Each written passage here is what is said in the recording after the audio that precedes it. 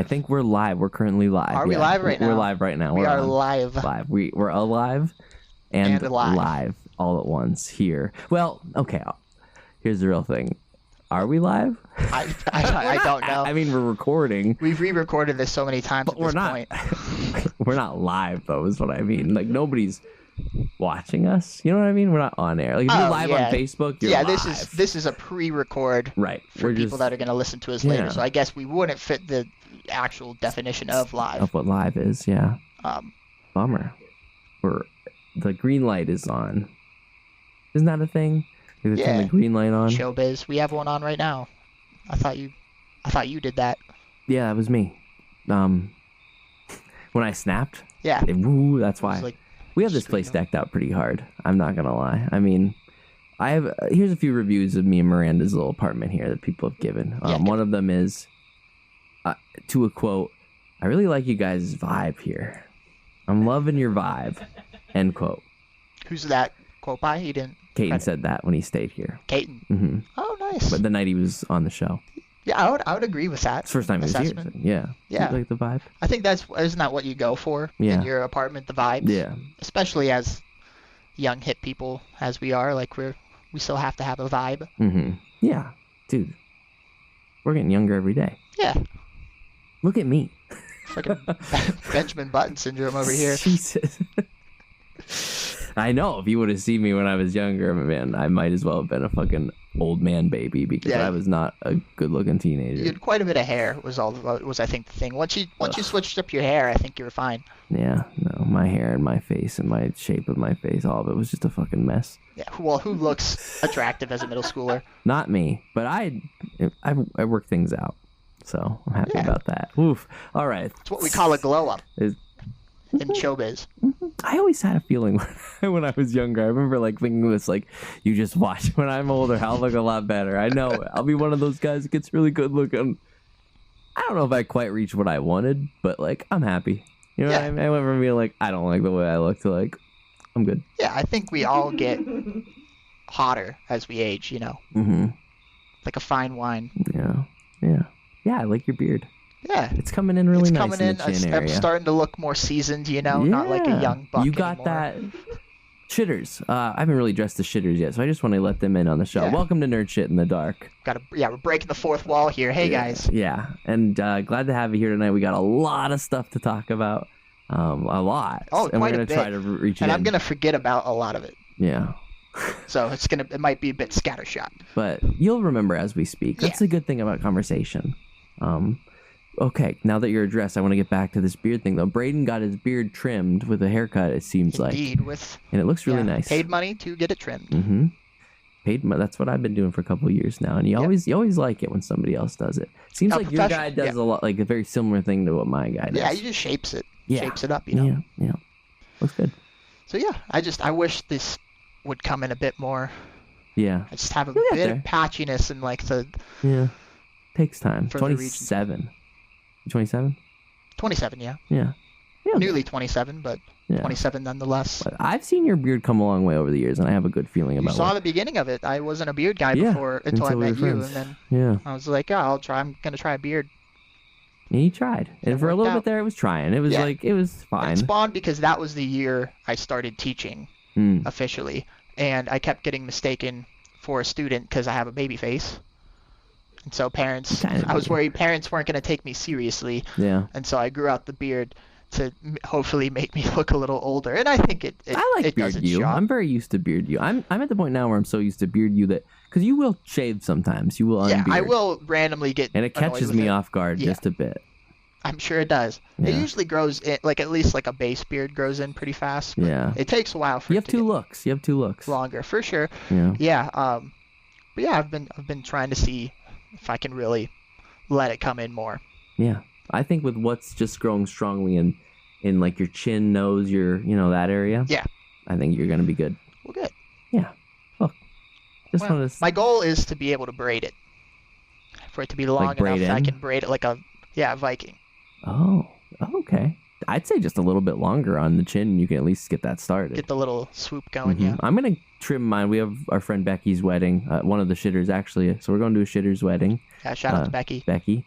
She's getting married next Saturday. So I'm going to trim up for that one more time. And then after this next haircut trim, I'm going to get my winter beard going. There you go. Nice and long. Something for the baby to tug on. Get the old wizened look.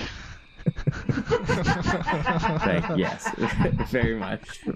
Very much. All right, let's like I said up top, we got a lot to talk about tonight. For sure. It's only getting darker.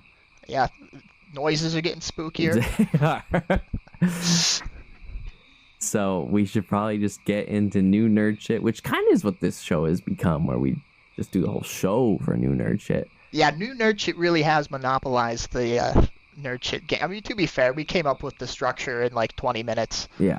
And so 3 years ago. Yeah, and years ago. It was bound to morph.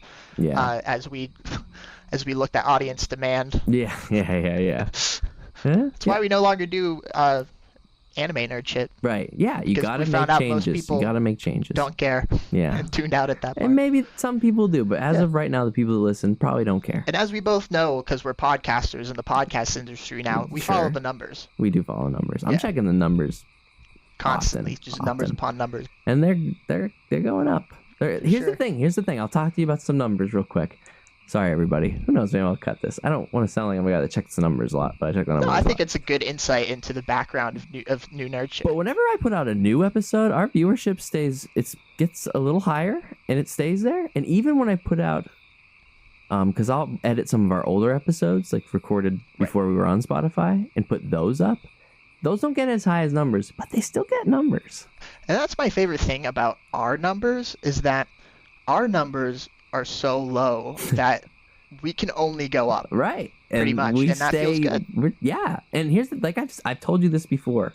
People are listening to the show that aren't the people I'm expecting to have listened. Like I see those numbers and then the main people are like, oh, I haven't listened yet. It's way different when you put a name to a number, you know? Yeah. Because we're not all about just numbers. No, we don't do it for the numbers. But it's nice to see we do it for the numbers, but we understand that there's people behind those numbers. Yeah. We do it for them. They're not a number. The shitters. That's the shitters. The shitter. That's army. Who you are, shitters. This episode's for you. Yeah, shout out to the shitters. Dedicated to the shitters. Dedicating this one to you. Great. So we're going to give you a good one. Yeah. I can feel it already. Yeah, it's got the energies in the air. Brewing. So, new nerd shit's kind of become our section where we talk about, like normal, what new things that we're into. I didn't know if you want to dive into the things we all know what we're going to talk about, or if we want to start new nerd shit with two things, because most of our new nerd shit is the same. That's true. But I didn't know if you had been doing something that maybe is off from what we've been doing together. So I have one thing that's off from what we've both been doing, and I mentioned it before. Okay, but we are in a way still doing that. We're not playing it together, but we're both playing it. I just mean like something. Are you talking Starfield? Yes. Because I'm also playing Starfield. Oh, you are playing So we're going to talk about that together. Right. So I'm meaning like if there's anything that... I thought it was just me playing Starfield. No, I play too. Not as much, but I started it. You know, I got about 8 hours, so enough to talk about. So if you have anything other than that you want to just go on. That was my thing. Okay, cool. I think. So we won't do one that like we're both not doing. We'll just dive right into, or that we're not both doing together. Yeah. Okay. Cool. I think starting with Starfield's fun. Yeah. Go ahead. So Starfield. What's it called? Starfield. No, I'm just Starfield. Yeah. By Bethesda. Is that how you say their name? I've been saying. How do you say it? Bethesda. Bethesda? Yeah. It's Bethesda. Bethesda. Yeah. No one I know can say it. Bethesda Softworks. Because I've been mentioning it, they're like, oh yeah, but Bethesda game or something. Oh fuck. No, it's not that bad, but Jesus, yeah. I exaggerated that for comedic effect, but no, people don't know how to say the name is what I'm just saying. But it's by Bethesda. Bethesda, yeah. People who made like Skyrim, fucking Fallout games. All those games. And the thing with Bethesda, they're known for like these massive RPG games that people fall in love with, but they're simultaneously infamous for the glitchiness and the performance issues and all kinds of really weird, sometimes fun things, but also usually good. I've never heard people really complain about the glitches in Skyrim or Fallout to the point that they're like, this is ruining it. Yeah, because they did fix a lot of them, and most of the glitches are harmless and just kind of funny. But every once in a while, there's a glitch that can like mess up a main quest or mess up like you lose shit or stuff that's just like that sucks. But they're known for this. Starfield, correct. As I've been playing it, because I've been playing it a bit more than you, I think, because you said you've only played a little bit of it. I got about 8 or so hours in. Okay, yeah, I think I'm at like. I got it when the day it came out, like for pre-release. I think I'm at like 12 or 15. Okay, so yeah, you've definitely played more. So yeah, we don't gotta go too into this game, but we should. Right. So there's already like a million things about it that annoy me, but simultaneously at the same time, I'm probably gonna sink like 200 hours into this game. Sure, absolutely. Yeah. Once I get Baldur's Gate out of the way. Yeah. I'm wrecking shop on that. So like there are glitches, there are like things that the game doesn't do well at explaining of like what you're supposed to do or like how the menu system works. The menu system I think sucks. Or it's just like a lot of clicking. It is a lot of clicking. I don't know if it's a menu system that like right out the gate I was like, okay, this is fine, but the farther I play in it and the more that I'm realizing how much I have to do in the menus, it's like and that's also a Bethesda staple, is that they have like these large menu systems like Skyrim had it. But like I think Skyrim's was a good menu system. Skyrim's worked, yeah. Even though you still had to spend a lot of time in it, it was a lot easier to navigate. You didn't feel like you needed to go into it as much though either. Like in Starfield I feel like I need to go into the menu all the time for almost everything. Yeah. And then like, you know, it is like a walking simulator in some aspects with like the exploration.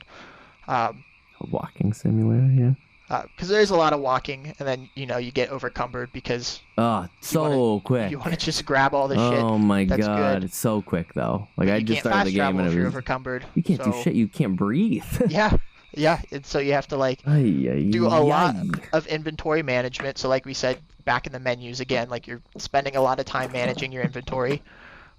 Even just changing a weapon. I hate the back to your system. Like there's no. It's so clunky. Like with gun games, you usually have a button that just switches your gun.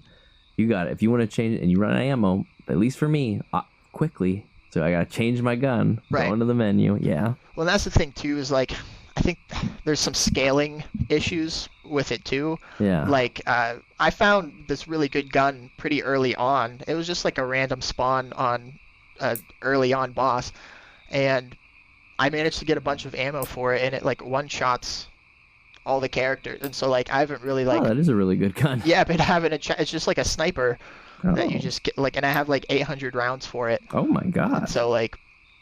A lot of rounds. Yeah, like I feel like I shouldn't be that good. This early. Right in the beginning, but I also haven't played through enough of the game, and that's another thing. The game's massive. Right. Yeah. Like there's so much to do. It's very overwhelming. I've heard the main story has taken people like 80 hours. Yeah, a lot of quests. I've mostly ignored the main story so far. I did one of the main missions with like the ranger guy. Okay. Yeah. But besides that, I've just been kind of dicking around, which this game is very easy to just dick around with. It is very easy to dick around in the game. Yeah. And that's me with Bethesda games is typically... It's encouraged to dick around. I have more fun doing the other stuff. I very quickly am doing sides. Like I did the main mission up to a point, and now I'm just floating around just doing the side stuff because exploring planets. I like the... it's one of these things where like I really do like the spaceship control and like the flying simulating. I think the ships are cool. I am not as glad about how like with in like No Man's Sky you can just fly into the planets. Right.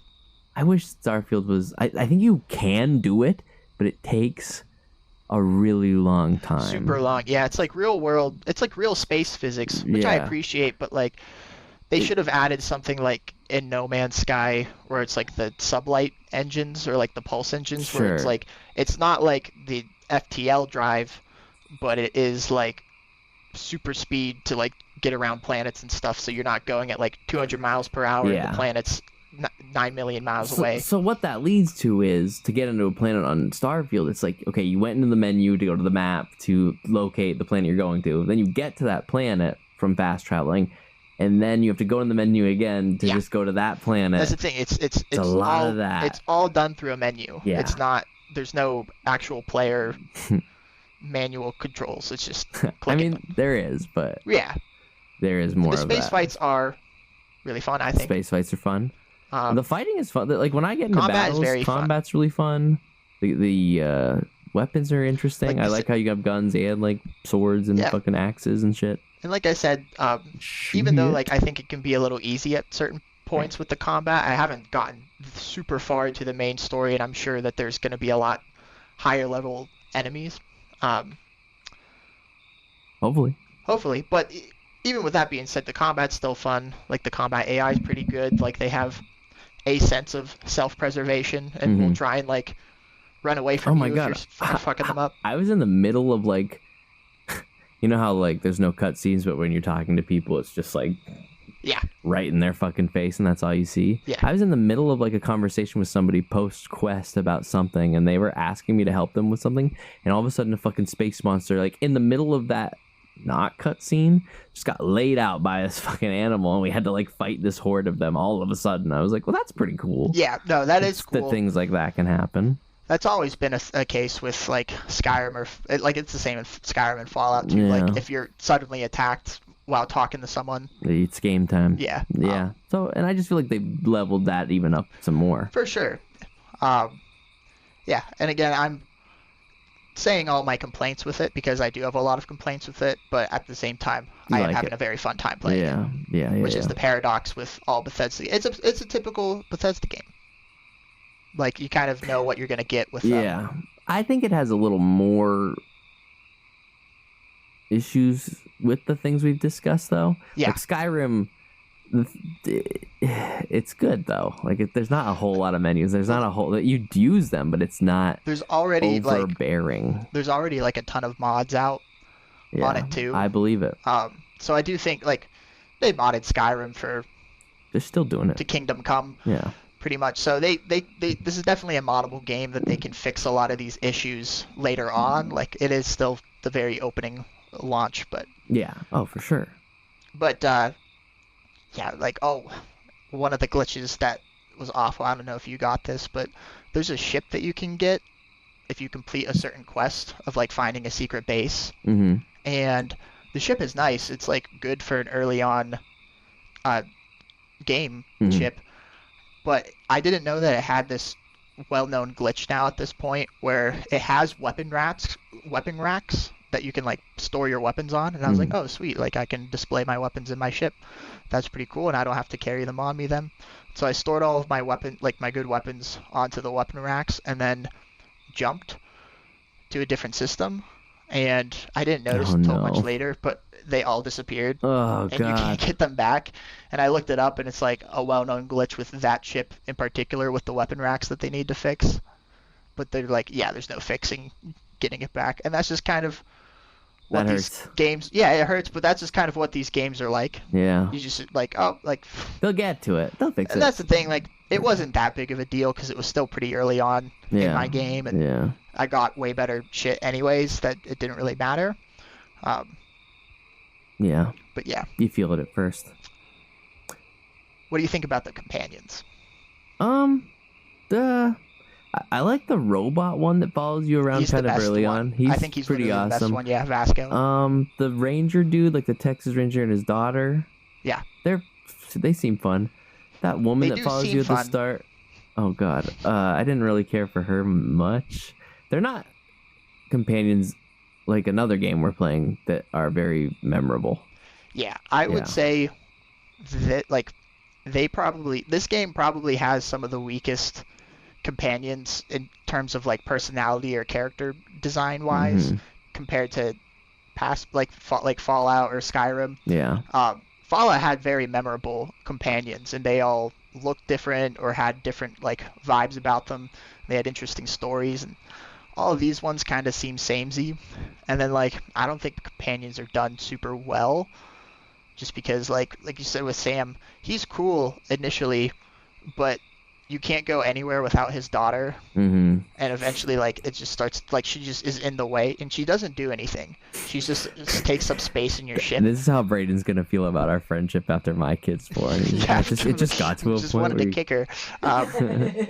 Go on. Yeah. And another thing, like, the she doesn't main do anything. 4 questline companions, like the ones that have like a genuine story written about them, are all like lawful good characters, pretty much. Like, most of them will get pissed at you if you steal anything.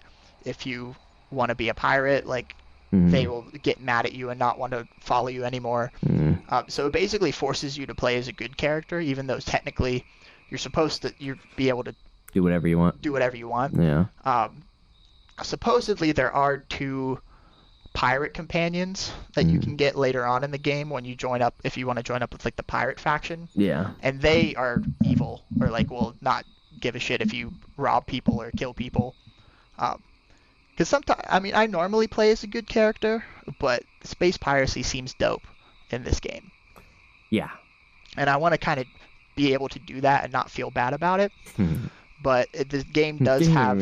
feel bad about my life choices. Yeah, the game does have a morality system that, like, punishes you. Well, that's funny, because let me talk about a situation that I had with the game. So I was doing a quest with, what's his name? Sam. Yeah. The ranger guy. And we went to his dad's house to get, like, a map to where I did that was. Quest. Right. So we're doing that quest. And I just didn't like the dad. Yeah, I didn't sucks. like the dad. So I saved. And then I shot the dad. I fucking killed that motherfucker. Right. And it had a lot of what we're talking about. There was a glitch where, like, his body got stuck on the top of the door. And I was like, I'm going to close the door. So I closed the door, and then his body fell. But, like, the fact that his body was just hanging up there. Yeah.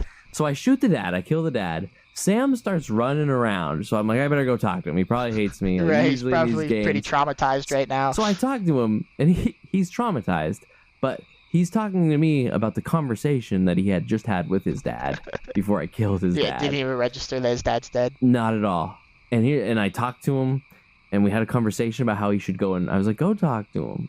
Like, you know, knowing that his dad's dead. So he goes into the other room, and I walked back out, and there his dad was back up and alive and not dead, and I was just like, what the fuck? Yeah, it's just like sometimes the game... And then I killed him again. Right. And then nothing. I was like...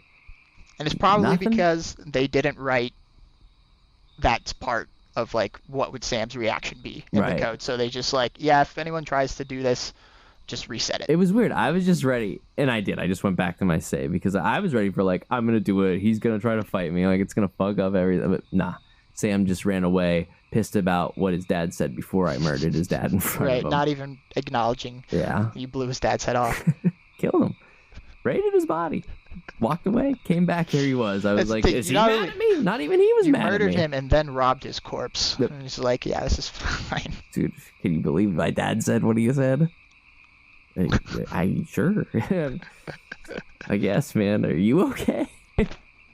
Yeah, that's the thing. It's just like, yeah, certain things are very goofy. Yeah. But at the same time, it's fun. It's very like, I don't know, it's hard to describe like what all is appealing about it, but in the middle of me playing this year a game that is probably the second, if not the best game I played all year, that has driven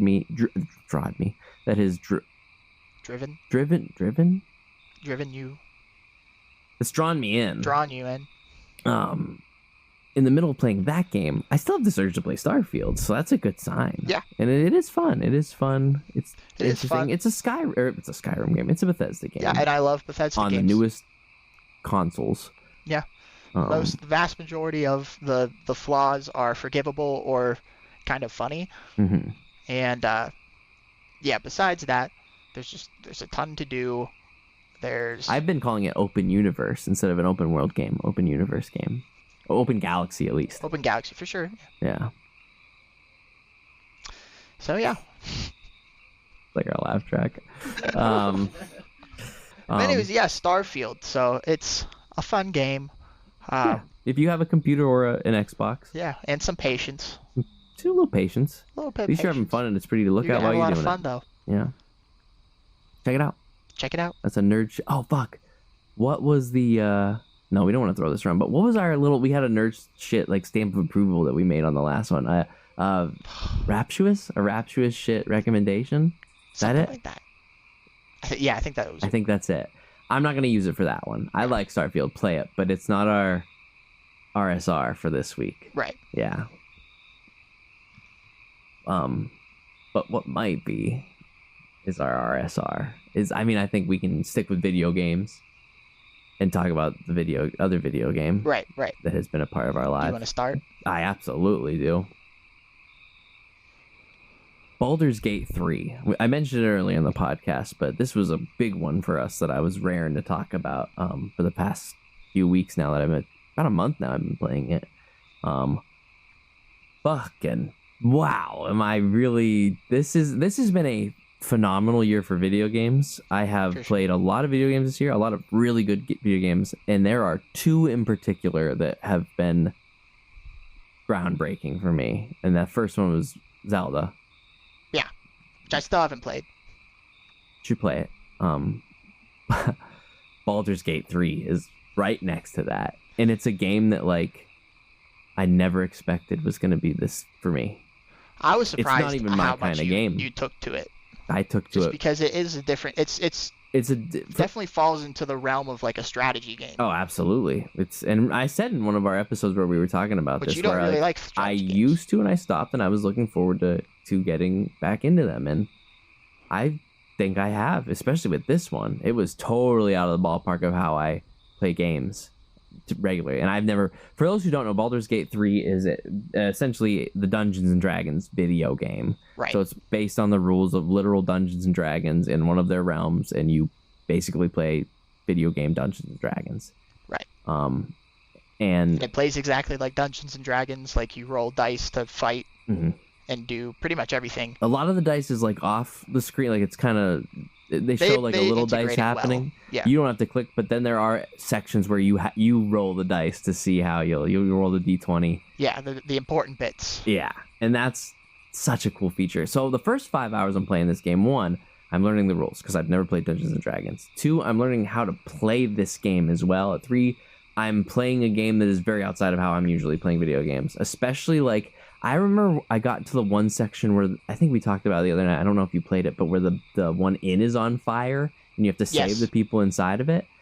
I got to that and I was just like, what the fuck is going on? Like, can't I just walk? Like, why do I got to do this like chessboard way of playing? Like, that's how lost I was at that point still in the game. And then I figured now it's like, I've got it down. Yeah. But boy, did it take, the first 15 hours of this game was me learning how to play. For sure. It can be confusing with like, difference between actions, bonus actions, cantrips. So like I said the other day, spell slots, movement. Fucking dorks. Yeah, made it's the very rules dorky. for Dungeons and Dragons, and which is very fine. fun. Which is fine, but like, boy, do I struggle. Yeah.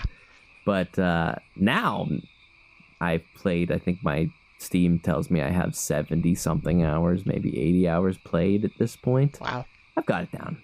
Yeah. To a pretty comfortable In which extent. class did you start with in your solo play? In my solo play, I did a warlock. Okay, and how was that? I like playing him. I'm a big fan. Like I play warlocks on World of Warcraft. I basically play like a warlock on Skyrim.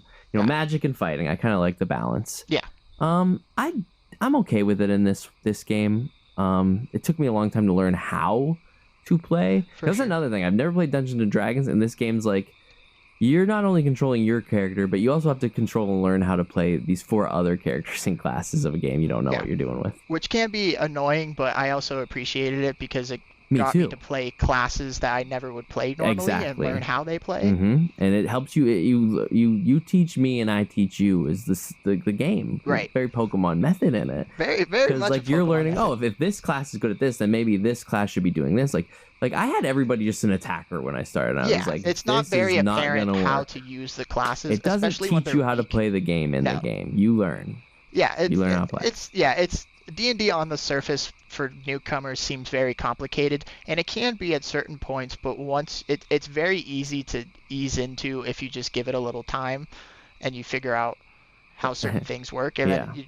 it's not in the end, it's not super complicated. I didn't know majority of it's on dice rolls. So. I didn't know how I felt about it for the first chunk of playing it, and then all of a sudden it went from this game that I was like, I paid the money, people seem to like it, I'm gonna keep playing, to like, I'm waking up at 5 a.m. to play for a couple hours before work, or because you get invested into the story, you get invested into how to play your character and to grow them and get them to be stronger, because the game gets really fun once you start to become like powerful. Once you know what you're doing, it's almost set to like you're gonna suck the first like 3 or 4 levels. Yeah, that's very intentional. Once you get to level 4, though, you're starting to miss less and even like get your skill points up. A lot of like new Dungeons and Dragons players, I don't know how true this is, but I just noticed it as like a kind of trope within the fandom or whatever, that like a lot of the like new campaigns, players start off fighting like goblins or fight like a goblin threat. Sure. Which is what they did in this game. Where, like you start off fighting goblins. First big thing is the goblins. Yeah. Who like seem pretty formidable at first, but like once you level up a few times, you one-shot them pretty easily. Yes. And then you progressively fight harder and harder enemies as you go on and as your characters progressively and also kind of quickly and sometimes out of nowhere. Sometimes you stumble it because it is a very open world RPG and you can stumble into a very overpowered area when you're not ready for it. Which I appreciate. It like you said, it doesn't like hold your hand through things like and because of that you get better at it. So it's like thank you. You just have to figure out like, okay, I'm not ready for that yet, or you gotta strategize and figure out a way to get past it. Yeah. Because it doesn't tell you where to go. Like I said, I got lost. You just try things. It's a game that you're just like, I'm gonna try and see if this works. And most of the time you can at least try, and still have to roll the dice to see if it works. But like, there's a door. It's locked. What if I shoot a fireball at it? Boom! You take it. It's got hit points. You blow it. You don't have to find the key. The door's knocked down. It took me a while to figure out that I could just things bust like down that. doors because I was lock picking them all the time. Oh my god! Yeah, you can just, or like when Jared picked up that dead body and threw it at a guy. I was like, oh, I didn't know you could just pick up dead bodies and throw it at people. Makes sense. So many little details and features that are added in, like in our co-op campaign that we're going through right now. We found out if you kill the people at the gate guard thing that are supposed to open up the gate, like the gate won't open anymore. You have to do it yourself. Yeah, so you better leave it open because if you close Which sounds like a really simple thing, but like it was very cool how they built that into the mechanics. Dude, like something that 99% of players probably wouldn't even encounter. We just killed those people. When Jared was standing by the door, it wasn't moving. I was just like, oh my god, no way. I never thought about like there is a character programmed up there to open and close the door, and we killed him. I don't even remember why. He saw us killing. Jared had the goblin that he broke out of jail, and the one person didn't believe him about it, and we had to fight her. And while we were fighting her, he saw and started fighting us. And the funny part is that the goblin didn't even survive. No, the goblin that we broke out was dead before we even left the town. Yep, so we got nothing out of that. We killed like 5 It's a game that the decisions you make, you are truly, I mean, you can F5 save and go back to a low, which I do. But we're kind of not playing that in our co-op. Which campaign. I like, because we're definitely playing differently than how I would play solo. Absolutely, we are. And you're seeing different aspects of the game that way. Yeah, and literally different. Like, it's a game, the story in this game is so fucking massive. Yeah. Every decision has a branching basic reality of what the game's gonna do. Every decision. So it's just like we're playing this co-op campaign together after we've all sunk loads of times in the main story. We're starting over and we're just seeing things together for the first time. Some of us like, oh, I didn't see this. It happened to all of us. Multiple times. Yeah. So that's fun. It's just you would be talking about things that I had no clue about in the game, and then vice versa. Mm-hmm. So it's very neat that way. Like, and it makes like it's designed to be as replayable as possible and to give you a different experience. I would say it is. I'm working my ass off because it's a hard game. So I'm working my ass off through the main story, but I look very much forward to the co-op campaign that we're doing. Yeah. We have a pretty good time. Yeah, it's been pretty good. It's a very different experience playing it co-op than in solo. For one, you only control one character. Your character, so you get more invested into like the role-playing aspect of it because you're not like all these managing characters. 4 people, which can be. That's one of the flaws in some areas. Is it is difficult to manage 4 people in their inventories all at once. Yeah. But with just worrying about yourself, Loving it. And it allows for a lot of neat things to happen because you're all playing differently. Yeah. And not just one person playing 4 characters the exact same way. Yeah, and like one of us could do something that affects all of us, and we didn't. Yeah, you guys were having a conversation with a guy, and I shot him in the head. And right, mid conversation, the dead had to fight people. Yeah. Mid, and it's funny. The cutscene just ended right there as soon as you shot. And we were both, me and Jim were like, "What happened?" You happened. Yeah. Or like when you were in prison and I had to go help fucking Bail. Yeah, we just were like, close the door, we'll kill these guards. Yeah, which was fun, and we did kill them. And nobody knew. No one knew. Yeah, I really thought we were gonna have to fight the whole town, murder everyone in that town. Yeah, that sucked. Yeah, I remember the part where we decided we weren't doing like go backsies unless we die. Right. Like when it was like we could go back, and it was like, nope, the dog's dead. We're moving on. Yeah. That's the decision we made. It is sad because he's a cool character, and you missed him in your first play. For sure. I also missed the owlbear cub. I didn't even know you could have pets. Yeah.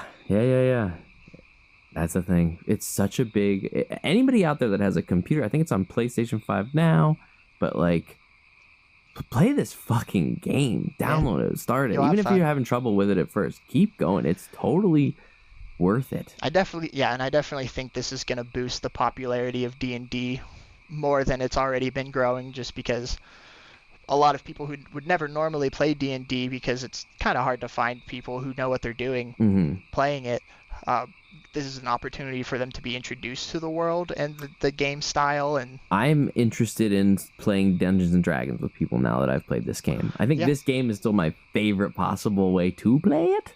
You would think that, but I'm interested in playing actual Dungeons and Dragons. Doing a full actual Dungeons and Dragons campaign is pretty fun. It can take a long time, longer than playing through a video game, but it comes with its own unique experiences of actually interacting with if playing it with friends like that is as fun as playing Baldur's Gate with you and Jared, I'm all in, because man, I mean, we were pretty business the second night. I still had fun, but we were more business. Right. But the first night we had a freaking blast. Yeah, I had so much fun. We had running laughs around camp with our ding dongs hanging out. Ding dongs out chasing people. It was it was fun. I had a really good time, because it was funny. I was playing my campaign the next morning.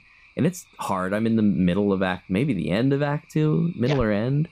And it's very fucking hard. And every decision you make, it's still fun, but it's hard. And I accidentally loaded our game first, and it brought me to where we were. And it was this feeling of just joy and relief. And man, I would like to play this one. This is a happy spot. Yeah, but I gotta go back to hell. Yeah, I fucking love that game.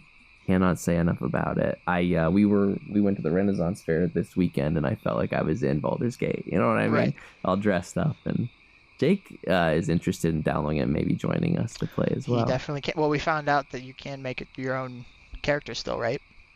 Yes, you can. That's at least what I've read. Miranda's gonna join us as well, so we're gonna see with her. But I read that, yeah.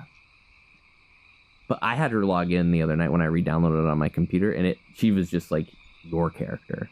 But I think if you and Jared are in, and then she comes in, she has to create a new character. That's interesting that my character is still molded into the code there. You're still just standing there. When I loaded my game that day by myself, by accident, you and Jared's characters were just standing there. Yeah. Yeah, I wonder how that works. If you could... You don't move. They didn't do anything. We're not playable. And Shadowheart's with you, so she's just standing next to you. Right, she's my thrall. Yeah. Because you refuse to play her. No, I don't. That's what I said. I play all 4 characters enough in the main story. I don't want to control any fucking extra people. No, I get it, and I don't mind. But if Miranda's in there, or even Jake from time to time, then we don't gotta worry about controlling. You can enjoy just playing you. Right. No, I don't mind playing Shadowheart. Yeah. I just knew the part where I had to play. And my guy's thing is kind of controlling animals and creatures to fight for me. Are you going to romance her? I don't know. Can we all romance her? I don't know. That'd be I don't funny. want to. Sherry thinks she's my girlfriend in the main story. Right. You don't like that. I don't want to do it again. She's into commitment. Oh, she's so annoying. God, she's so annoying. I mean, it's flattering. It's a game, so I'm we'll keep this going. I'm glad like it's here, but I am. Every time I talk to her, it's oh, is that what butterflies in my stomach mean? And I'm just Dude, can we talk? Can we talk business for a second? I every time. Focus. We're in the fucking lava cave right now. Jesus Christ. Meanwhile, Lae'zel's just like, what the fuck do you want?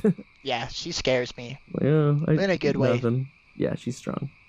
And Karthak. My plan for our Karlak's playthrough, the best character. My plan for our new playthrough is to romance Karlak because my character is a tiefling just like her. Oh, so like it's a race thing. It's not a race thing though, because she's also you don't want no mixing she's blood. Also a cool character. Can't have any I like Karlak half-bloods. as well. In my head, I'm like, man, if Shadowheart wasn't fucking following me all around all the time, I'd at least considered romancing her in like my main story because she's cool. Yeah. Like I think we all should romance someone just because I want to see how that plays out. Sure, yeah. If the does different anything. scenarios, but yeah, I'm more because honestly, I don't give a fuck.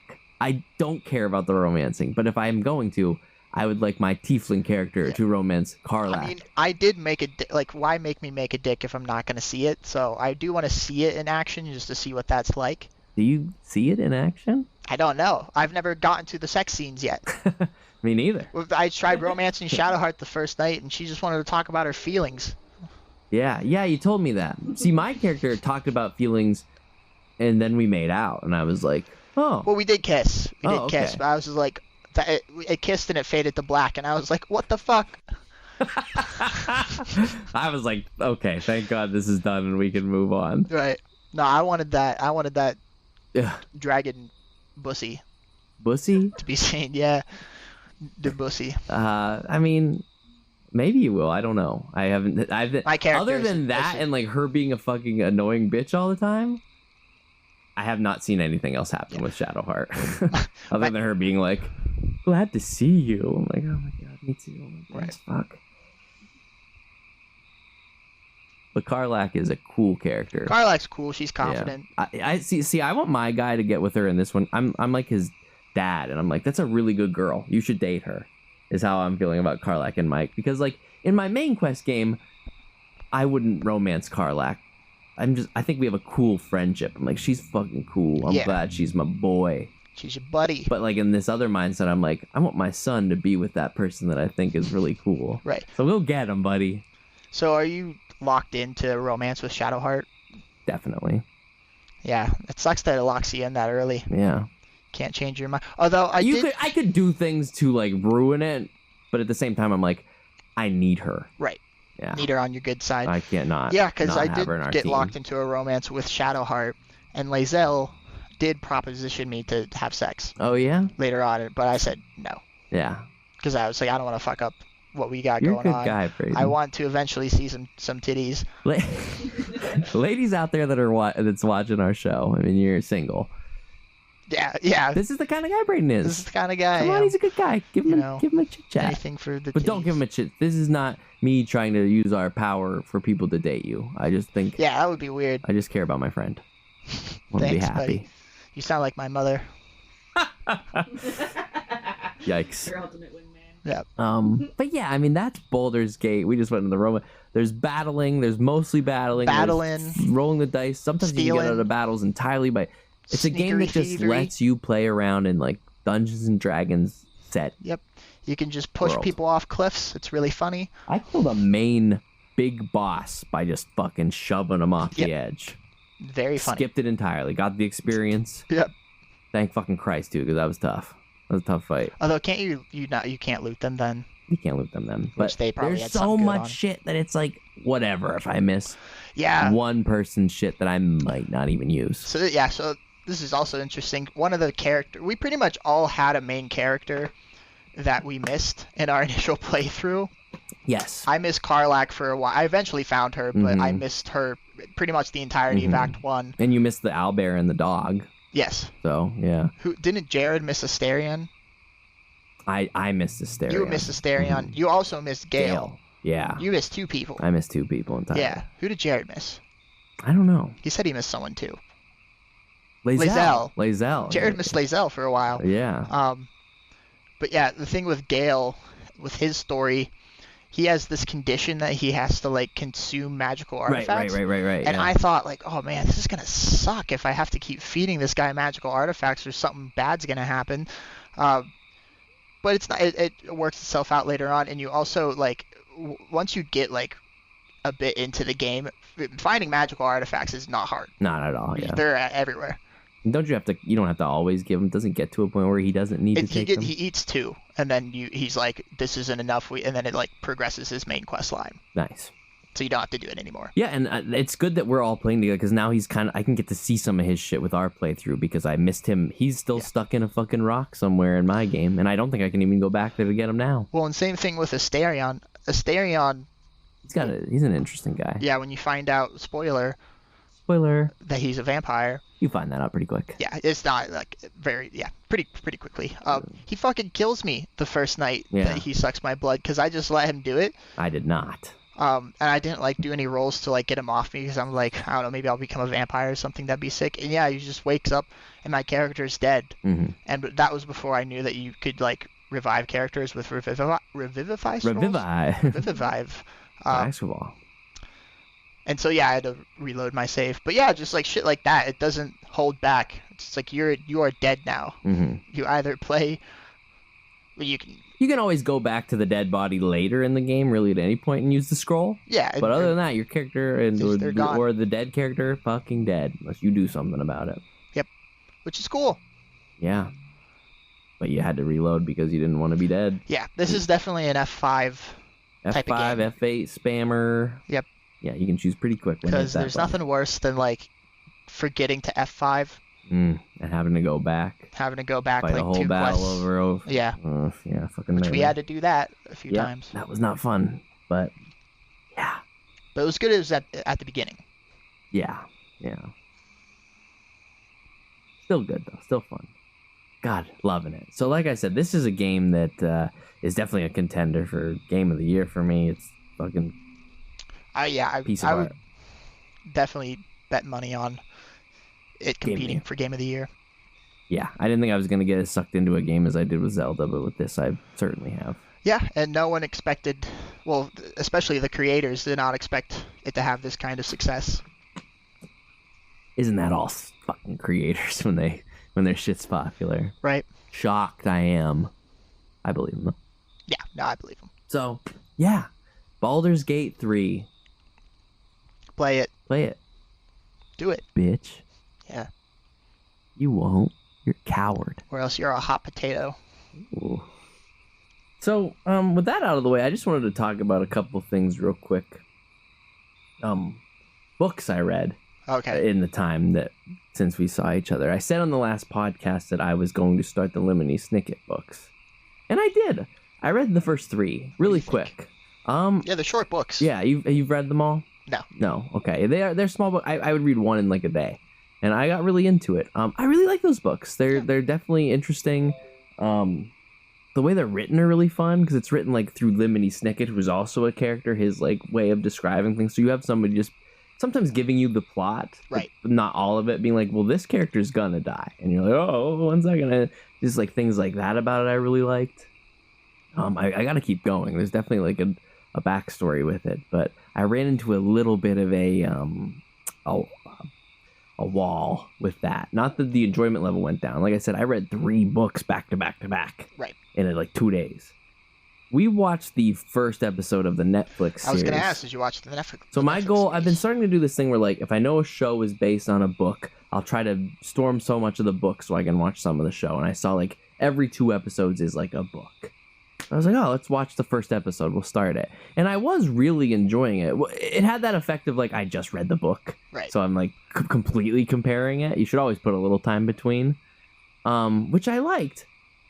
Except it got to the end of the episode, the first episode, and there was a massive plot, big plot, spoiler as far as I'm concerned, that I hadn't run into any like even hint of by the end of book 3 that I was just like, oh wow, yeah, that I was like, that's a humongous spoiler. And that alone just kind of like I'm gonna keep reading. I plan on finishing the series. It's off to a fun, interesting, good start. They're nice little mysteries and they tie together really well. But man, did that spoiler like was it like the answer to a mystery that you didn't know yet? I didn't even know this was something that was a mystery. It's something that like is just the premise, and then they were like, actually not. That's not actually what's happening here. And it was just like, oh, like, why did they throw that in the end of the first episode? Maybe it works better for the show entirely, but like, fuck, yeah, man, it was big. It was essentially, I'll give you like a little hint. It's like a or more characters that you are led to presume are dead are just alive somewhere else. And I was like, I didn't even think that was possible. Are one of them played by Kobe Smulders? I honestly didn't see who was playing who. Robin from How I Met Your Mother. I mean, I know who that is. I just don't know. I don't think it was her. Right now I can't think of who the actors were that were playing the characters that I'm talking about. But it was just right. Yeah. I mean, it never feels good to be spoiled. So that stopped me in my tracks, but I did enjoy what I read of it. The next series I got into that I really, really did like a lot, and I'm working through the second book right now. The Golden Compass movie came out. Yeah. His Dark Materials, the trilogy. So I started reading those, and I finished the first book, and we started watching the HBO show as well. Right. Also a better adaptation. They just changed things here and there, but story is still there, so that's good. And there's no big spoilers as long as you keep to the episodes. Have you ever read the book? No, I had an ex-girlfriend who read them. Oh. Yeah. Cool. Well, no, not cool. No, I hate her. Fuck. Well, let me try to make it fun for you again. The premise is really cool. Like, the series is based in this world. It's like a counter Earth. Like a, different universe Earth. No, I know the premise. Yeah. She told me about it. But people listening might not, so I just want to fill in everybody. And you have characters, and every person in this world has a demon, which is like a little animal that is like their partner, and they're like connected. Like if you hurt the animal, familiar. It hurts the person. Yeah. So that's really cool, and it's in this world where this girl gets this item that allows her to like, I don't even know. It's like people? Not really kill people, but it's like a magic 8-ball. Like she can see where things are and what's going on. It's the Golden Compass essentially, but like. And she's just on a quest to originally like find her friend and find her uncle. Is her demon the bear? Her demon is not the bear. The bear is actually a race of a part of like a race. She has a demon. He like changes. So when you're young, when you're a kid, your demon can like change form and stuff. But when you like turn 18 because of puberty, because of this stuff called dust, they take a form and stay that way. But the main girl, she's like 12 or 11, so her familiar changes throughout. The polar bear is just a companion she meets along the way. Got it. Yeah, I thought that too going into it. I was like, oh, is this guy supposed to be like the polar bear? And no, very different. Very graphic series and very dark series, but very interesting series. I was very compelled by the first book. I got kind of stuck in the second one, not because it wasn't good. I just started playing a lot of video games, but... Right. It's usually the rub with me trying to read books. I dug it quite a bit. Now, we did start watching the show, like I said, and the show started introducing this character that wasn't prominent where I was in the books. I dubbed him the spoiler because I was like, he was doing things throughout this, like even the second episode that I was like, whoa, I didn't even know this was what this kind of story was. Like, he was just doing these things that I could clearly tell took place later on in the books. Right. But I didn't know. And every time he'd show up, I'd be like, oh, fuck, it's the spoiler. Like, we kind of made a joke about it. I was like, oh, fuck, here comes the spoiler. Get ready. I said something along the lines like, oh, man, coming in hot to spoil that plot. Because he just beelining this one scene. So that was a little scary. So if you really want to get in the series and you want to read the books before you watch the show, read all the books, then watch the show. Because there is a character that does something that, like, in the second episode... is something that isn't even discussed until like the second episode or the second chapter of the second book. Right. So that was something, but it becomes like a multiverse type of series, but does it in a more interesting way than like Marvel does. But yeah. Well, cool. I'm glad that you're also reading some books. I am. A bit of new nerd shit. I've even left stuff out today just because I knew we had a lot to talk about. For sure. But, that's just some of them. I recommend the series. I'm working my way through the second one. Maybe once I finish all of it, I'll have more. I know I didn't really go into what the show was about. Right. It's hard to do without spoiling a lot, but high fantasy, interesting, characters, cool adventure. Animal companions. Which I love. Yeah, totally. Yeah. I want a little animal companion. You have a few on our Baldur's Gate campaign, so yeah. And so that's what I got. That's what's going on with me. So, yeah. So yeah, what do we want to talk about next? So we got the two main games out of the way. Those have been sucking up most of my time. My time as well. I'm trying to think. Do we want to talk? Have you seen any of Ahsoka? I have seen a lot of Ahsoka. All right, well... I've actually tried to record 2 videos for the YouTube channel talking about how I feel about Ahsoka. Okay. And it has not gone well, and I just think this is probably the better spot for it. The recording hasn't gone well, or the review hasn't gone well? Just me. I'll get started, and it's a lot harder to put a camera in front of your face and record you talking about something rather than have someone to bounce off of. Yes. So... I haven't. I get that. Yeah, but I mean, have you seen any of Ahsoka? I've seen 2 episodes. Oh, dude, 3 and 4 are fucking awesome. So I'll get into how I feel about Ahsoka. Yeah. Yeah, you should start. I'm really liking it. I'm really liking it quite a bit. I'm into it a lot, and there's a few reasons for that. One, very quickly in the first episode, did I feel an atmosphere in the show that reminded me of how I felt as a kid reading post Return of the Jedi content. Oh, okay. Like, it had that same atmosphere with what was going on that I had when I read that shit. I also like how it started with a crawl. Not your normal Star Wars crawl, right? But it had a crawl, and I was like, that's important for Star Wars. And then it got to the opening scene where they get onto the ship, and they, the bad guy's there with his apprentice, and what's his name? Balin, and Shay, I think is her name, and I just loved it. I loved it immediately. The opening scene I did think was really good, super good, and one of the things I hear a lot of people complaining about that scene, because they'll talk about, I can't believe that guy just let them on the ship. Like, what a stupid plan. And I was just like, this is me talking to all Star Wars people out there. And I don't know, I know we all have different feelings and opinion on what is Star Wars. But I'm going to tell you what Star Wars isn't. It's not Christopher Nolan level content. It's always been campy. It's melodrama.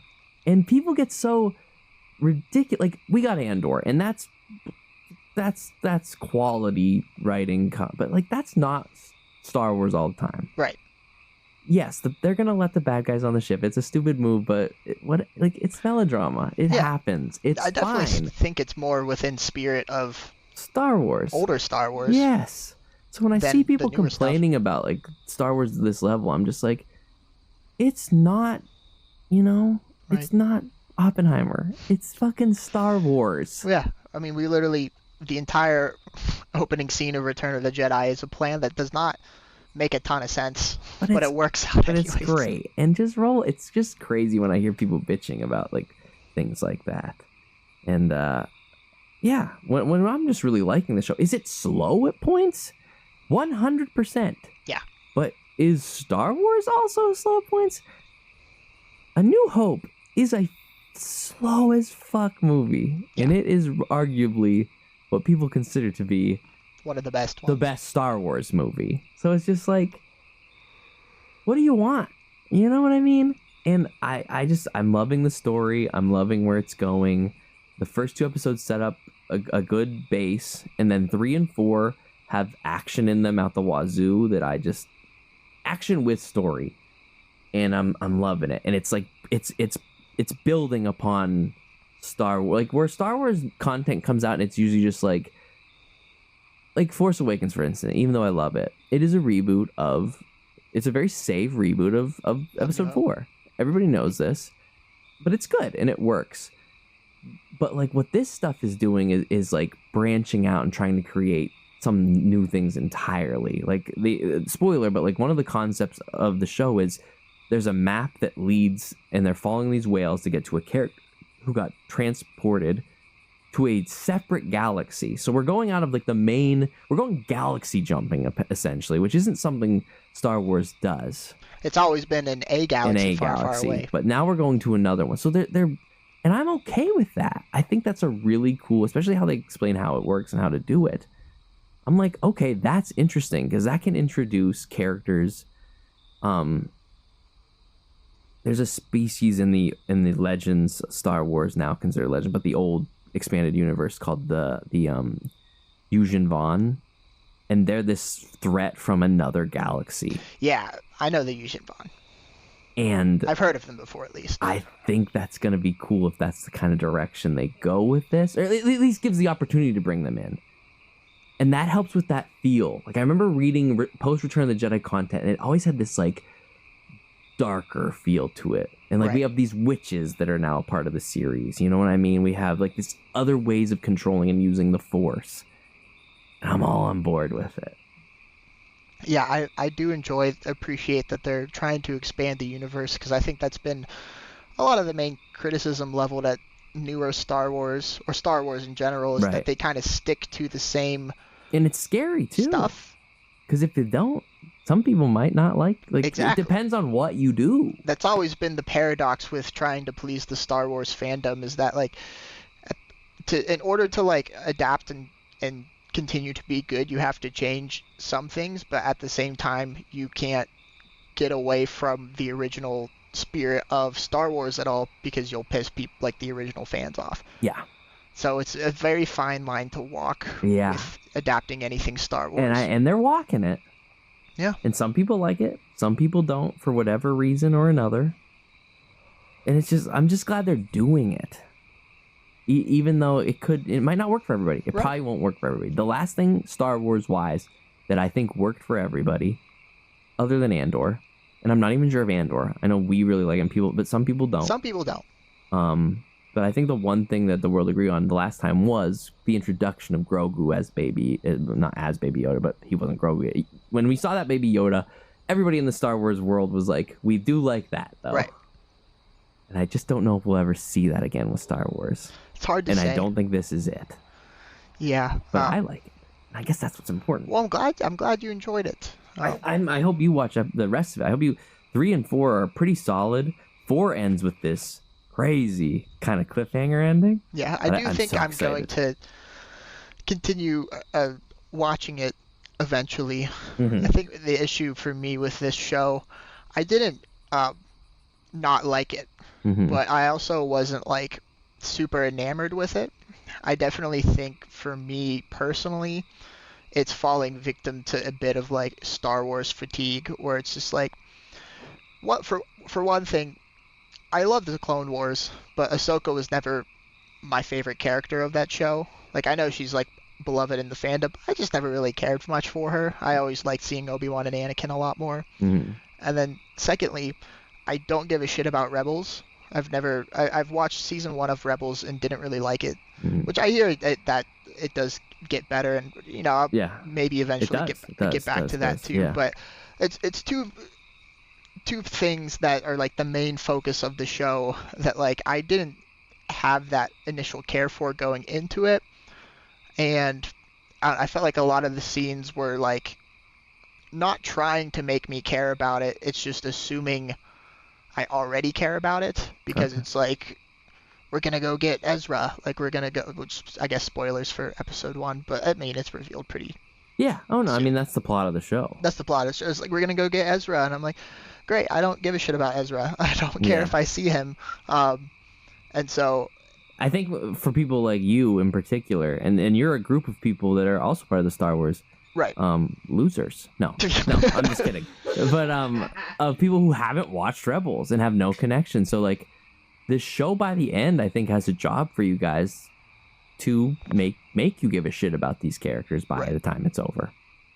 Because for me, I know the characters, so I do like it right out the gate.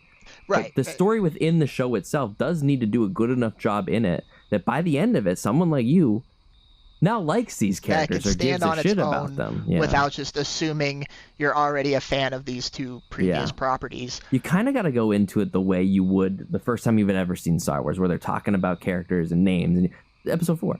Yeah. And you just go along with it because you're like, they seem to know what's going on. And then by the end of the movie, you're in love with these characters. And that's kind of what the show, that's how I think you need to go into the show with, is like, I know there's a backstory here, but I don't know it. And see if by the end of it, if it's won you over. Yeah, I mean, we'll see. I'm hoping the characters get better, because I think Rosario Dawson's doing a fine job playing Ahsoka, but I don't know, I feel like this has been kind of a problem with a lot of, like, modern Disney Star Wars, is, like, a lot of the actors don't really show a lot of range with like emotions, or like it's a lot of just like normal talk or like serious talking to each other. And I'll say this, just in these next 2 episodes, you get a little more of that. Not like too much, but you do start seeing it. And I'm not even just talking about like, oh, like they'll make a quip here or there, because like every Star Wars character makes a quip. That's just in general, but like something that like makes them a distinct person, and not just a person who looks like a character I vaguely know talk to other people in a monotone voice. As the episodes, even just with the 2 that's come out since then, I think they've given a little more of that. There are some moments. That's the thing. I'm also very aware that like I've only watched 2 episodes, and it very much could get better for me. It was just hard for me to stay invested for like those first 2 episodes, because I didn't care too much about the characters, and I did think it was slow in parts. And I also just in general have that Star Wars fatigue, where like unless if something's like radically different from what I've normally been seeing, like not just like Mandalorian-esque or like stuff like that, like Andor was, it's harder for me to like give a shit about it. And I think that show has a, like, for me it's working for me, because I'm pretty up to date with all things Star Wars, and the things I said I liked about it beforehand that the show is doing for me. But I will say in the next 2 episodes that follow the ones you've watched, you do see more of the characters being more character-y, and the story starts going along a lot better, and they introduce some things. They like, there's a scene where you kind of see Ahsoka she doesn't per se use the dark side, but she definitely uses the Force out of an emotion, and you see that like Rosario Dawson's very calm in the first few of it, but you do start to see more of like more range. And there's something that happens at the end of the episode, the 4th episode, that makes her have to it's like she becomes her Clone Wars self. Right, all of a sudden. And it's I think cool. I would enjoy more, because at least with her Clone Wars self, she has a more vibrant personality. She's not gonna stay that way through the show, but in the moment that's happening, it's like Vertigo. If you heard of Vertigo, it's from How I Met Your Mother, where you act like an older version of yourself when you're with somebody from your past. Yeah, that's kind of what happens. I know what the spoiler is. You did. I'm sure I saw it on the internet. Good. Yeah. I mean, just that alone, Anakin. Which I would like. Force Ghost Anakin. Yeah, which I would enjoy. I'm excited seeing, because, like I said, she wasn't my favorite part about the Clone Wars, but I did appreciate that she, had her role to play. I didn't hate her as a character. I just wasn't like, she's the best character of that show, because I liked Anakin if a lot you more. would watch all of Clone Wars, you'd start to see where she goes as a character, but I'm not going to be I've seen all of Clone Wars. You've seen all of it? Yeah. And you still didn't like Ahsoka that much? Oh, no, I liked Ahsoka by the end, but again, she still wasn't like my favorite character. That's fair. I just thought, I just really appreciated Clone Wars for, making Anakin how Anakin was actually supposed to be. Yeah. You definitely see it a lot more in them. Not to bash on Hayden Christensen, but it was the script. Yeah, his fault. That's why I'm excited to see him do whatever he's gonna do. In episode 5, I'm so looking forward to the next episode. I know people feel weird about the World Between Worlds place, but let's see what it does before we make a full decision on how this goes. For sure. I can't. I'm excited to see Max more. I hope. The only problem I had with the scene, he looks rough. Old, because he's old. No, he doesn't look old. That's the problem. He looks computer. They use some strong computer de-aging on him, and it looks very weird. The scene came on, and I was so pumped to see Anakin, but then I was also like, oh God, why does he look like that? I mean, how old is Hayden Christensen? He's 40s, right? He's 40s, but I'm telling you what, man, if they would have just did nothing with him, just let it, he would have looked fine. He'll look like a guy in his 40s, but at the same time, I mean, I get Anakin was supposed to be the problem is younger, but when Obi-Wan came out and they showed the flashback scene, they didn't de-age the motherfucker, and he looks old as 20-year-old Anakin, and it's well, now he's older Anakin. You don't have to de-age him now, and he's a Force ghost. You just fucking leave him be. Right. It looked weird. They definitely overthought it. I hope it was just for a quick scene, and when we see him in a full episode, it's just you have Hayden. What are you doing to him? Yeah, it's we've had this de-aging technology, and God damn it, we're gonna use it in every one of our properties. It's ridiculous, and I don't hate it when it's good or when it's necessary, but I just felt when I saw that, I was that scene would have done a lot better for me if it looked like him. So we'll see. I think the episode's going to be good. I have a really good feeling about it, and I have a good feeling about this show. Well, good. I haven't seen it. Hasn't had any big writing issues quite like Mando season 3 or Obi-Wan had either. So it's like, cool. Stick to what you're making. Make it good. Have some campiness. It's Star Wars. Have fun where you need to. Leave it at that.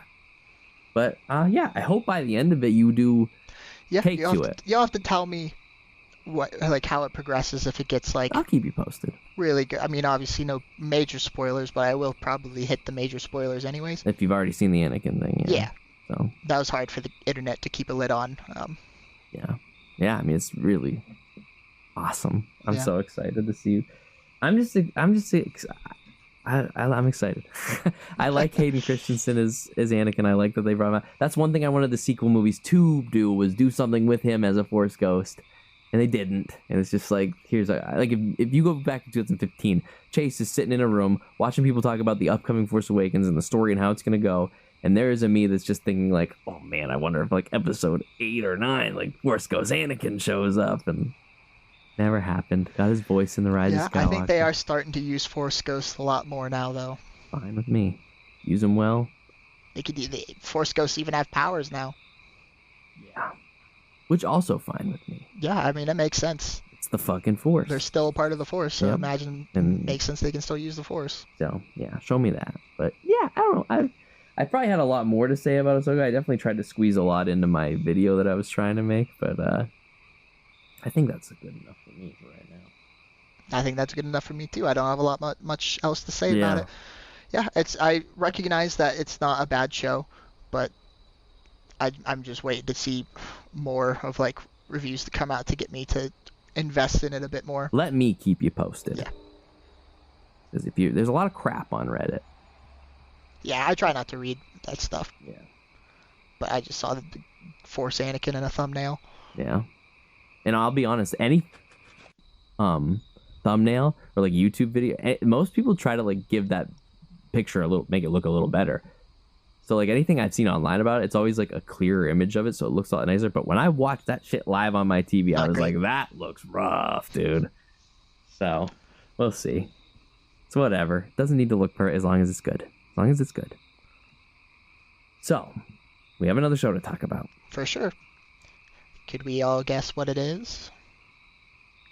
Me and you? Yeah. What do you think it is? Is it The Voice? Yes, it is The Voice. Wow, dude, the season of The Voice. It's so good. Nuts. I can't wait to see Blake Shelton tear it up. Yeah. I don't even think he's still on The Voice anymore. Don't watch it. Yeah. We don't really know. I guess I just picked the show. The Voice. Sorry for anyone for fans of The Voice. The Voice is about to catch a few strays here. Who do you know from The Voice that has actually become famous? Can anyone name a winner of The Voice that is still active? I wouldn't know. A new singer could come out, and I wouldn't know that they were from The Voice. The answer is no one. I've not heard of anyone winning The Voice actually becoming a super famous new pop star. I wouldn't know. I'd have to look into who the winners are. I'd have to go see if I do any other songs. Exactly. Yeah, I don't know. But the real show we're talking about. Do you have more to say about The Voice? No, yeah. Are you sure? For another time. No, if you want to, I want you to get it out. We'll continue The Voice criticism later. Okay, we'll save some time at the end, maybe. But we're here to talk about the live-action One Piece episode shows. Yep. Show on Netflix. Shout out to Netflix. Pay your writers. Yes, please. One Piece. One Piece. Yeah.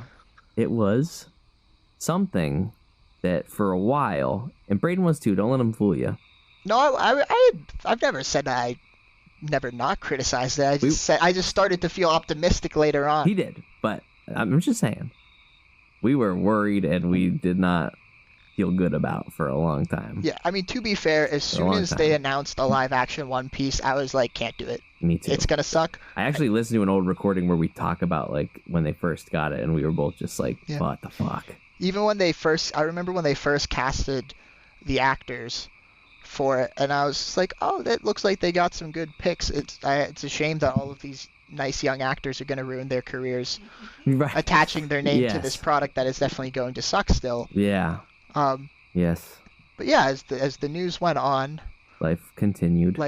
You know, things that would slowly get me to pique my interest, like for the fact that Oda pretty much has to sign off on everything in the series. Heavily involved. Very involved. Very involved. Helped. Which is great. You want that? I was like, well, that's good. It puts a little edge on things too, though, because if it sucks, and it's like it sucked, and even I was like, okay, the stakes are getting higher because it's good that Oda's involved, but it's also bad because if it sucks, it's gonna hurt his reputation. Yep. And so, yeah, as the months went on, eventually a trailer dropped. And what did we... Go ahead. Oh, I was just going to ask you, what did we think of the trailer? So when we first watched the trailer, we laughed at it and did not like it. Yeah, did not feel good. Did not feel good at all. That first trailer surprisingly won a lot of you motherfuckers online over, but did not win me over. I didn't see it. A little. It was not good. We were very worried. That did not help the worry. Helped a lot of people's worry, it seemed like. Not ours. And I guess just for context, like, we'd also just come off of Cowboy Bebop not too long ago, which sucked. Right. And other Netflix anime adaptations like Death Note suck. Yeah. Which Death Note, the live action is funny, but it sucks. Not good. It's not good. It's just and it's funny. Not funny not trying to be funny. It's not trying to be funny. It's just funny in like how much they fumbled the ball. Sure. Yeah. And then we got a second trailer. And I also this is the second trailer won Braden over. You still didn't like it. I still was trailer. Like, you were still worried. And honestly, the things I had problems with that second trailer are problems that I have with the show. It was very prominent in those trailers that they didn't fix for me. Right. But I was starting to get more optimistic because, like I said, like there's progressively more positive news dripping out about it that at least seemed like it had a shot. With like the fact that Netflix poured a bunch of money into building real practical sets. I saw stills from some of the sets, and I was like, oh, that's a really unique take on that. Like I think I would enjoy seeing like the Baratier come to life in that way. Yes. Stuff like that where I'm like, well, at least there might be some good aspects to this show, at least, even if overall it's still gonna suck.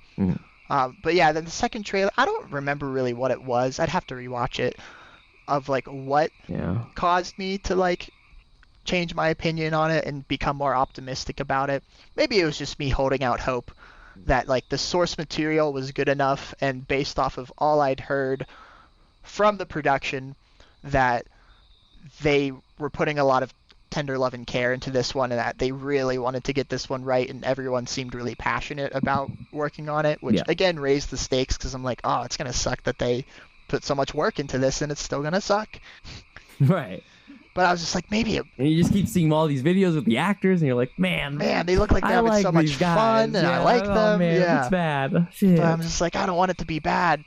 But I was just like, maybe it won't be bad.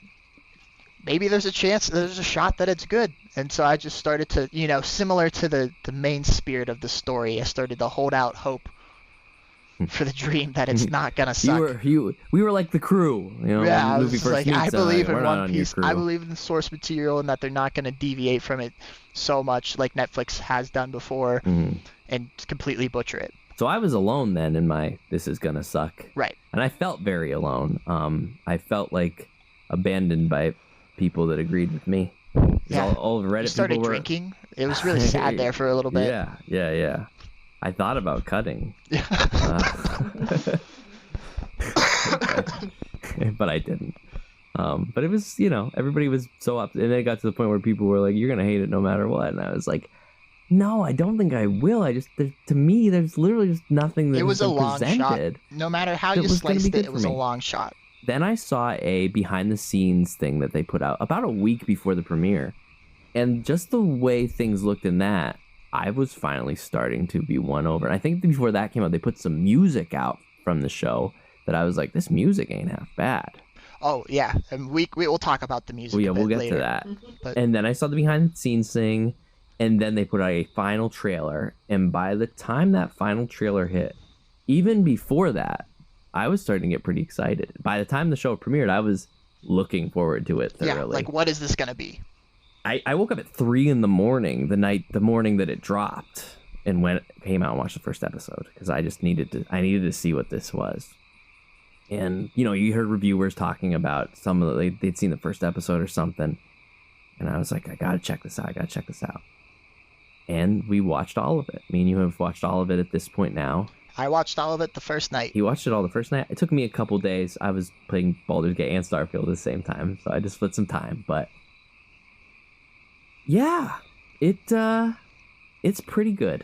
Yeah, it is a fun romp of a watch with its own very unique aesthetic, for sure, and atmosphere type of a show. It's very much like I started to understand, because the whole opinion of why One Piece not only can't work as a Netflix adaptation because Netflix has screwed up adaptations before, but just because of what One Piece is in general. It can never be translated to live action and have people take it seriously. Yeah, that's one of the main points we made back when we first talked about it. Because it's one of the goofiest anime out there in terms of art style, character design.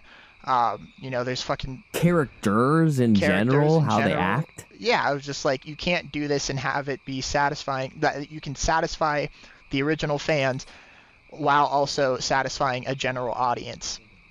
And that's how I graded. How I went into the series, how I was going to grade it.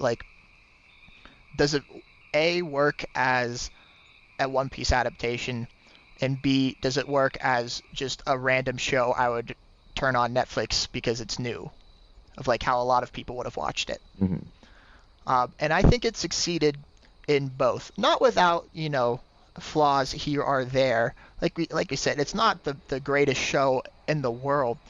But I did have a fun time, a genuinely fun time with it. Fun. I did think they got most of it right with adapting the source material, and I thought most of the changes that they made from the source material were reasonable. Most of them. There were a few gripes I had of why did they have to change that part? But I'd be interested to hear you say that. Yeah.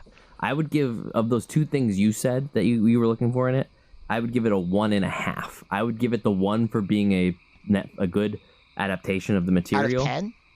No. You said you had two things you wanted it to do. Yeah. So I would give it a 1.5. I give it the full 1 for being a good One Piece adaptation. I don't know if I can rightfully say I think it works as it's just any show for anybody to just put on. Right.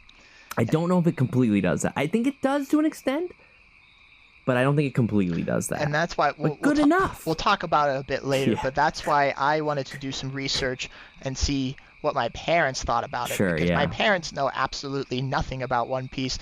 I'm pretty sure I told my mom, oh yeah, I've been reading this since I was 16 years old. And she had no idea. Okay. That it's been, never heard of it before. Sure. I mean, nobody would in that matter. So if anyone is a neutral observer of quality, it would be my mom and dad, which my mom watched it more than my dad. My dad, I don't know if he has ADHD or something, but he's always on his phone. But Fair. There were a few reactions from my dad from it as well that we'll get into. I look forward to getting into that. But before we get going into that, the 1.5, when I said it and you thought it was the rating I was giving, the face you gave me, the look, it looked like you had felt. What were you thinking in that moment? Were you really I was mad just at me confused because I was just I know you didn't hate it. 1.5 out of 10 is abysmal. No. I have given it a solid 7 out of 10. If Yeah, I'm I giving think it that's a number. reasonable. It's a solid 7 out of 10. I would personally give an 8 out of 10. I think I really enjoyed it, and it also helped that I was just super pumped that I think they managed to overall be successful. Yeah, and like I said, I was addicted for oh god, it's much better than we thought it was going to be. Yeah. And I think that's something you really gotta.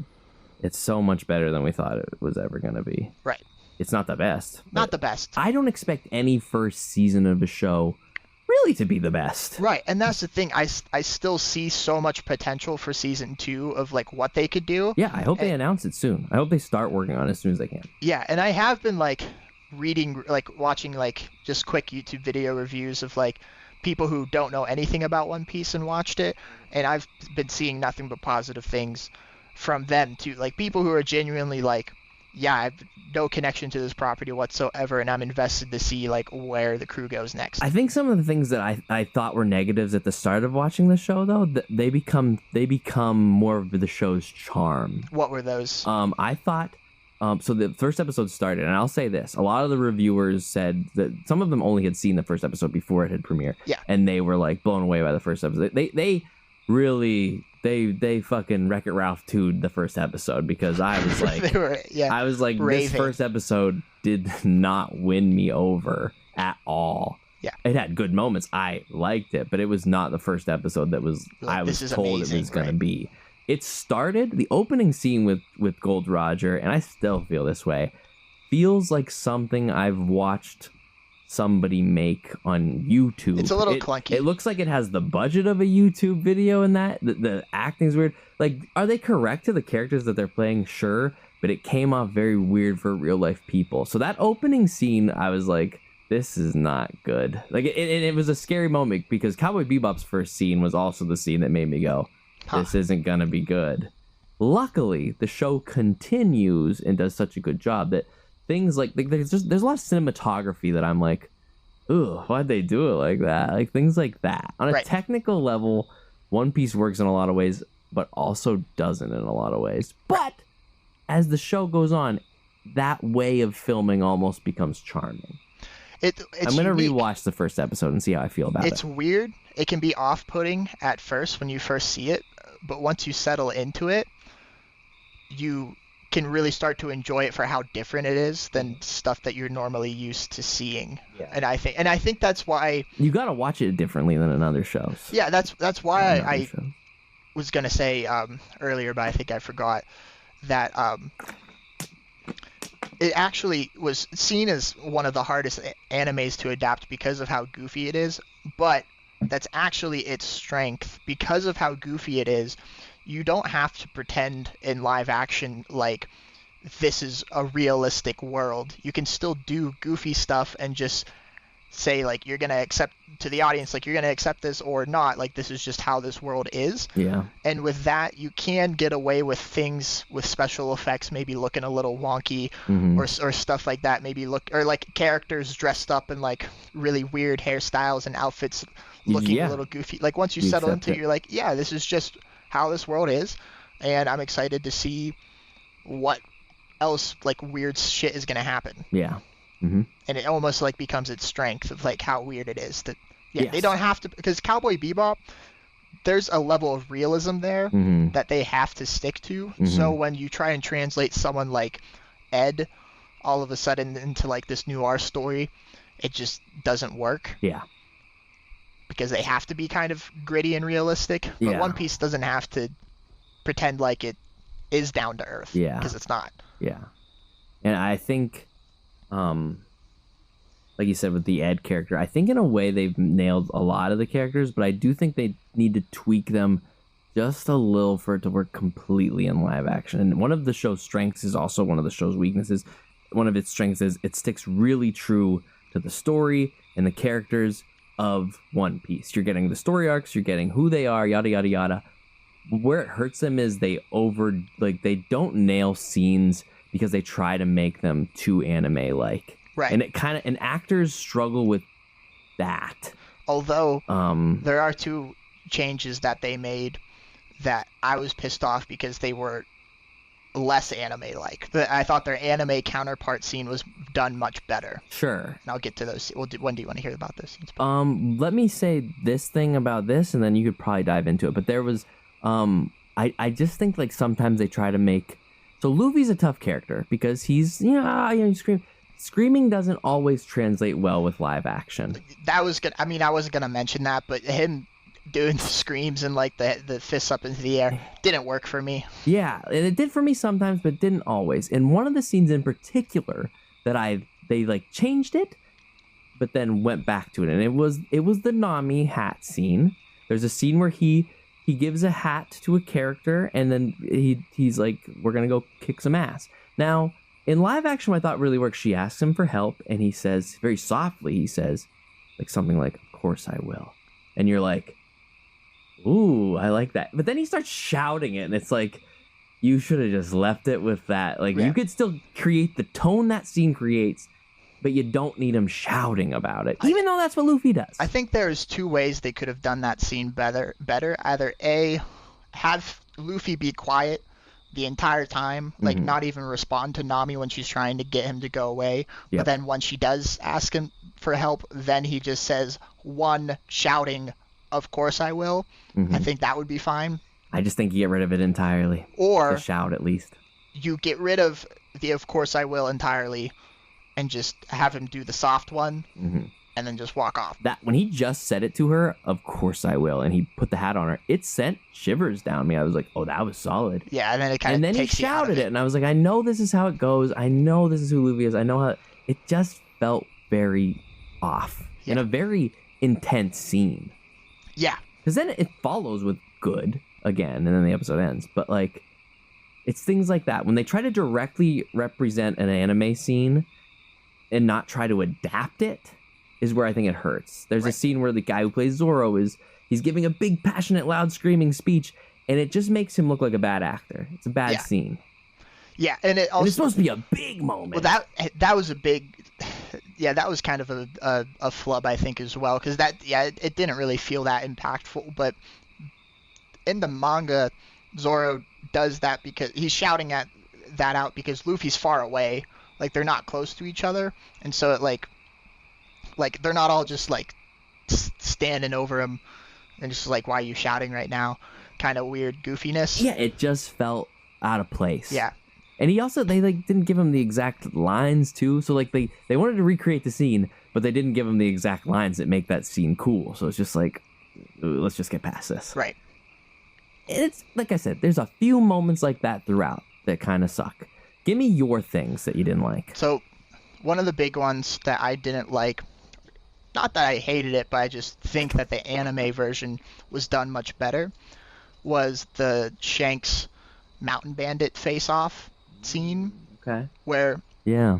So in the anime, Shanks like shows up with these mountain bandits causing trouble, which is pretty much one-to-one what happens in the live action as well. But where they kind of differ is that Shanks gets a gun pointed to him by one of the mountain bandits, and he's being all cool and calm, and then he just kind of looks at the guy who's pointing the gun at him and says, like, you know, if you're going to draw a gun, I'm paraphrasing here, but he's like, if you're going to draw a gun, you better use it. Yeah. And then you hear a bam, and Lucky Roo is like right next to Shanks. Point blanks him. Point blanks him right next to Shanks. He was not there before. Like, he basically like fucking shadow stepped up to this guy and shot him, and it was like a huge surprise, and Shanks is like expressionless when this or he just has like a cool look on his face. He's just sitting there, when this happens. Yep, I knew this was going to happen. And then like the crew go and beat up the rest of them, but in the live action, Shanks points like a finger gun at the guy who's not even pointing a gun at him, and then he like goes to like shoot him with the finger gun, and then the guy actually gets shot by Lucky Roo, who's like a far distance away, and Shanks looks like surprised that Lucky Roo shot him. I don't know if I noticed the surprise look. I have to watch that scene. And then it like goes into just like a regular bar fight, which like it was a cool bar fight scene, but like in the anime, just the way that they had it, like, well, for one, they just show Ben Beckman go off screen and just beat them all up really easily. And in this one, they have like a tussle, but it almost makes them look weaker than they're supposed to be, because they're supposed to be like pretty strong already right now, and they just kind of look like dudes in a bar fight. When in the anime, it looks like, oh, these guys are actually really formidable, and that's why they didn't. That's interesting. I do like that scene. I definitely, of course, I think the shot to the head scene in anime is way better. I think I get why they didn't do that, though. You know what I mean? No, I don't. I think was how, because they committed to the anime parts in some aspects, but didn't in others. But I think that's the one where they should have committed to the anime, and it would have also probably been easier to shoot than like the actual bar fight scene, because if you can have a character like suddenly like pop up out of nowhere and have it be a surprise and stuff like. Yeah. I guess for me, it's more the point blank shot to the head. Maybe with probably, I don't know if Netflix, they're like, this is an adult show, but we don't know how adult we want to make it. Okay, Can a point blank shot to the head work? I would agree with that, but Zoro fucking bisects a guy in the first episode, and you see his guts fall out. So I think they could point blank someone, and they basically still did. Like Yasop does a ricochet into the guy's head, but not point blank quite, but still see the point that his head's blown off. Yeah, that's fair. Which that's the thing, they did go more violent. With some stuff.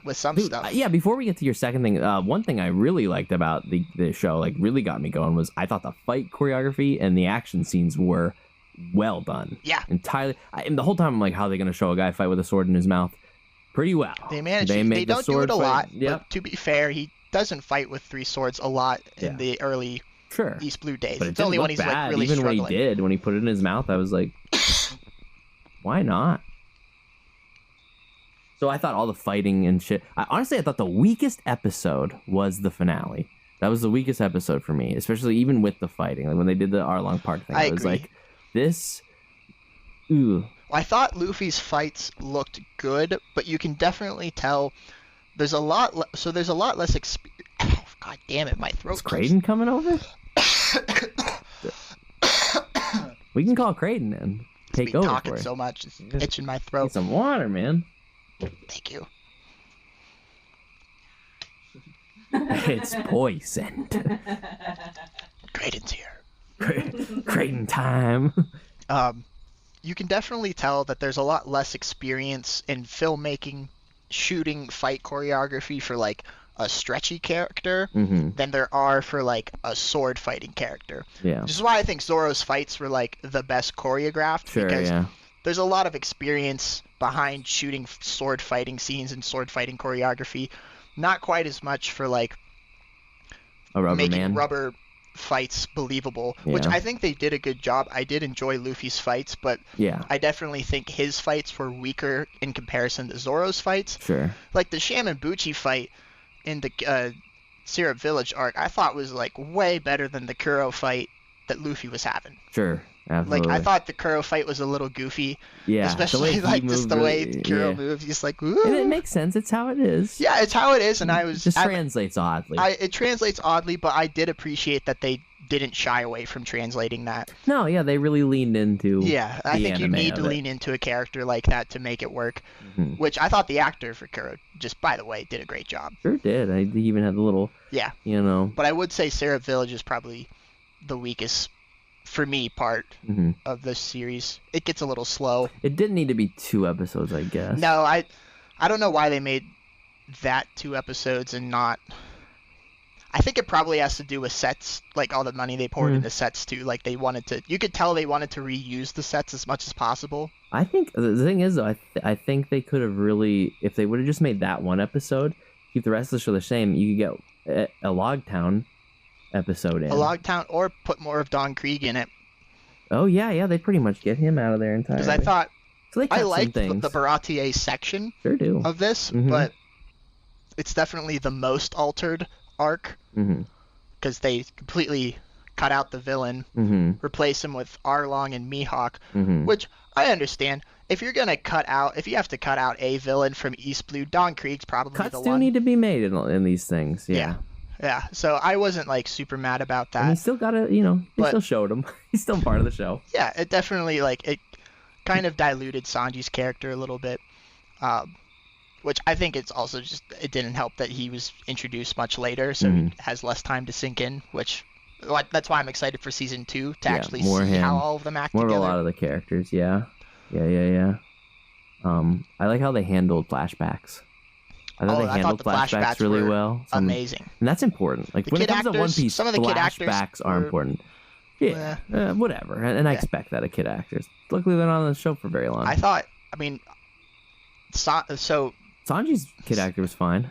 My favorite flashback in the series was Sanji's. Yeah, me too. I thought it was the most well done. Yeah. I mean, Sanji's is one of my favorite backstories in the anime. Sure. But I was also glad. I think they executed it the best. Like, it's genuinely emotional. Mm-hmm. The kid actors fun to watch. The Zeph's actors very nicely. Zeph's actors one of the best in the show. Oh god, the actors.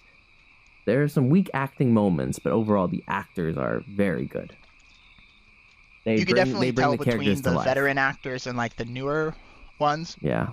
Because even like with Luffy, some of his lines didn't quite land for me.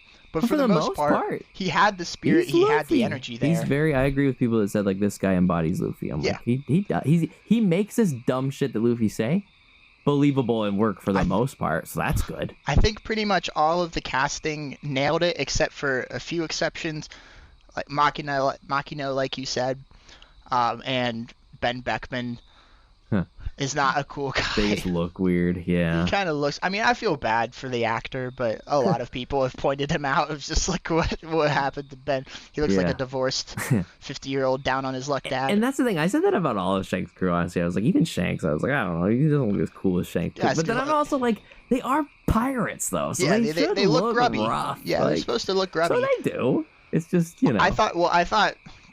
I understood the reservations with Shanks' actor. I liked him. Yeah, he's fine. But I thought like the end scene with him and Mihawk was what really solidified him as like, yeah, this guy's Shanks. Like he kind of wasn't showing a lot of like the happy-go-lucky like cool, drunk Shanks worked. Drunk Shanks pirate, but him at the end where he's just like he's being like a pirate on a beach and happy about like he's talking to one of the coolest characters, which I thought they fucking nailed all over the place. Which he was the one I was the most worried about of like how do you, like I really hope we're talking about Mihawk, right? So Mihawk, the world's greatest swordsman, I really thought that they were gonna depower him to make him more believable, and I'm very glad that they didn't, and it managed to look great. I thought anything anime over the top worked very well. Yeah, like when he sliced the ship, it looked fantastic. Pretty cool, yeah. And him just like it, you'd think it looks goofy, but it just looks cool when he's just like slicing guys on the beach very casually, and they're just like flying in the air. And, that's why I'm so excited for another season, because I think everything about the show will go up a level. Budget's increased.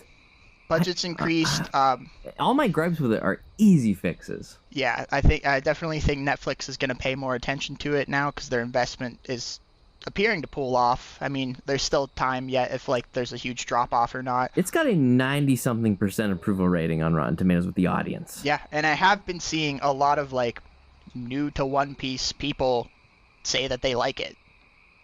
Which that's like, I think, the main goal of the live action. No one's saying the live action is ever going to surpass the anime or the manga. Yeah. Like, and I don't expect it to. I don't expect it to. But the real goal behind it was to like make One Piece palatable for a general audience, because the biggest issue with the series for the longest time is like it's gargantuan and hard to get into. Yeah.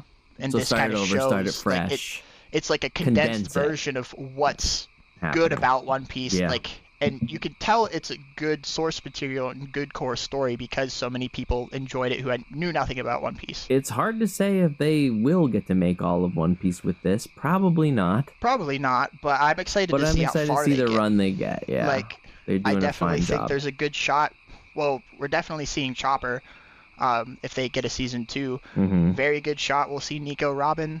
Definitely. Crocodile. Yep. Oh, yeah, I'd imagine season 2 will cover all of like they don't have to finish it, but like getting enough and having it be good. Yeah. I could still rewatch it, even if they make it up to like Water 7 or something. Yeah. Which would be great. Would be cool. It would be cool to see this go. Yeah. I hope it does. For a show that I thought was gonna suck, I didn't want to see it. I didn't want it. I've completely 180'd my feelings. And there's plenty of time for Netflix to still screw it up. Hey, they're writers, and get this back on. Yeah. And so that's I heard from one of the head writers on Twitter that they have it all They're ready to go, yeah. Yeah, I saw that. They just have to pay people. Right. They just have to pay people and get back to their jobs, and they'll be ready to go. Yeah. So that's fantastic. Yeah, I mean, it's a fun show. Try it out. Is it perfect? No, but is it fun? Yes. If you're just looking for an easy 8 episodes, I haven't binged something on Netflix, especially a show that's an hour an episode, like I did with One Piece. So that's something I didn't even think I was gonna like. It holds your attention. And the good scenes are really good. Like the ones that are really good. There was a scene in particular I wanted to bring up. There's a scene, and it's in the last episode, almost the last moment, where the crew's together. They're talking, they're voicing their dreams, like what they're going on this quest to do. One of the best scenes in the show. And while each character's saying it, it cuts to the little kid version from their flashback, saying it in that moment. It fades in really, really nicely. And then the voices, their adult voices talking over, and that touched me. I thought that was so beautiful. Yeah, they know how to do emotional moments in the show. Yes. And enhance them. They know how to do action. They know how to do emotional. They just have to work on a few things. Buggy's actor, amazing. Great. Love Bucky. Yeah, Buggy. I'm Luffy. You're like Luffy. I love Luffy. I love his name. Oh my God. We're kind of wrapping things up, but I want to just throw in more of these things I like. It was funny. It was genuinely funny. Yeah, you could tell that the actors were having a fun time. I laughed at things because they did characters I knew very well, right? But I also laughed at things that were just genuinely funny. Yeah, and it's live action brand like jokes. It's some of them are taken from the manga, but some of them aren't. Oh my God! When Garp just wants to fucking eat at one point, I was like, "That's Garp," because he's very serious, and people didn't like that at first. But I was like, he's being serious, so when he does become more Garp-like, that we're like... Yeah, you start to settle in, you're like, oh no, this guy's actually weird, and it's fun. And we like it.